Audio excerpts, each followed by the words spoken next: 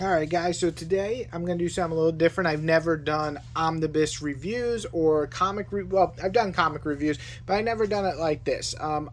It's a new series. I'm trying out, seeing if people like it.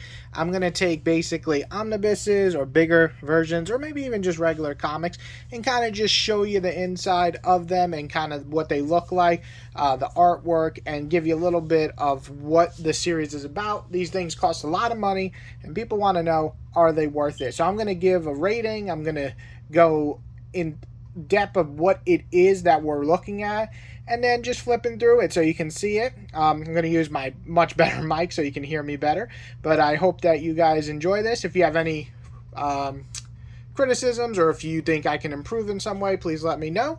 But other than that, I really hope you guys enjoy this, and we're going to get right into Aliens, the original years, the Marvel edition that just came out not too long ago, and it's an omnibus at 125 buckaroos, which obviously you can get cheaper elsewhere. If you need to know where, I can give you some links. Yes, here we go. We're going right into Aliens, the original years, Volume 1 Omnibus. Let's go. Okay, so diving into the omnibus, just keep in mind that a lot of these stories are disconnected from each other. There's a few that connect, but mostly at the start of the collection, but a lot of them are their own kind of 3 or 4 issue mini length. I think this helps, since if you aren't enjoying one storyline or a style of a writer, you can always just jump into the next story, letting you really kind of dive deep into different takes on aliens, their lore, new characters, and you get new writers and artists to keep it fresh and going. Clocking in at a little past 1,000 pages, you have a pretty meaty book here. The first few storylines are really going to focus on Newt and Hicks, both survivors from the second Alien movie, titled Aliens, and both are trying to figure out what to do in life, and poor Newt is dealing with like really bad PTSD, and Hicks is kind of lost in life and he's not really sure what to do, and it really does make for a compelling duo when they're forced back together to confront both the evils of humans and of course the xenomorphs. So the first 2 major storylines is basically the sequel to Aliens before Alien 3 was even a thought, and Ripley actually shows up in the later stories, and it's pretty entertaining to actually see her return. It just felt like these stories, the first few, were really a sequel to Aliens, and that is kind of special to someone like me, who is a huge fan of the Alien and Aliens movie, and some of the later ones, but mostly those 2. And so to see Ripley return and seeing Newt again and Hicks, all of that brought great memories. However, the 2 stories I actually enjoyed the most were Aliens Hive and Aliens Genocide. Both these stories are just far more off the wall. They give you characters you've never heard of. One story is basically different alien hives facing off against each other. It's almost like a civil war of aliens. And I got to admit, this shit was pretty great. I will not lie. I loved watching these different colored and shaped aliens like versing each other in this all-out war. And of course the humans are in the middle of it and they're assholes, but that's kind of what we do. And it's just really entertaining to see all these different alien factions going at each other. The other story focused on scientists who was hooked on drugs and his friendly doggy, who happens to be a fucking alien. I mean, this is just, I can't make this stuff up, but he's an alien. It's awesome. Now, this was just like too badass not to enjoy this story or mention this story because it's so over the top. It's just, it's nuts, but I couldn't help but love it. By the second half of the story, the alien android actually pulls out a machine gun. I mean, a machine gun, like an alien robot pulling out a machine.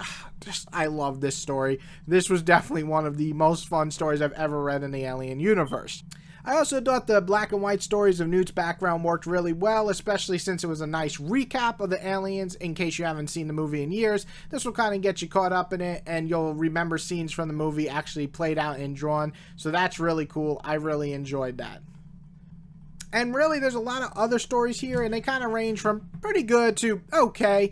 For me, there's really only 2 absolute stinkers in this. Alien 3 is a hot mess of a movie, and it's a hot mess of a comic. It has some really cool ideas, but all in all, it's messy, it's uninteresting, and honestly, if you've seen the movie, you're just reading it again. There is nothing new here.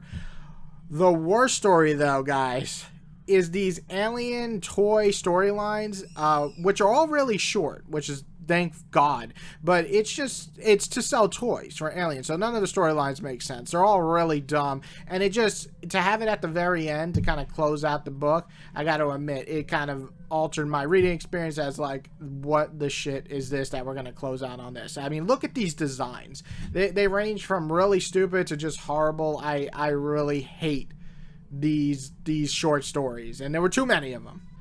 So yeah, the Omnibus is really an interesting piece. I can't say I was like blown away by any of these, like it was just like my new favorite Alien story, but it was a lot of fun. You know, that's what I really kind of hoping to get when I read these, is stories that I never thought were possible, like an alien android robot pulling out machine guns. Never expected it, and actually love it. And what I really enjoyed were the first few stories, because they actually felt like direct sequels to Aliens, and while it wasn't as good as Alien or Aliens, it was fun. It was interesting. You got to be with the characters again. That was pretty great. Is it perfect? Well, no, of course not. But is it worth purchasing? If you're an Alien fan or an Aliens fan, I'm going to go with a hard yes. I really enjoyed about 80% of that. That's pretty good for the value of this book. As I said, it's almost 1,000 pages, so that means I enjoyed about 700 to 800 pages. That's pretty good, guys. So yeah, I'm going to rate this 3.5 out of 5, but I'm going to bump it to a 4 in terms of just kind of making it even. So sometimes I'll bump it to a 4, sometimes I'll lower it to a 3 because it's not quite there. My entertainment level is a 4, so I'm going to bump this up, and most of the artwork is pretty solid with the exception of Alien 3's artwork. So yeah, 4 out of 5. If you're an Alien or Aliens fan, definitely check this one out. Volume 2 comes out, I believe, in January or November now, and I'm definitely picking that one up.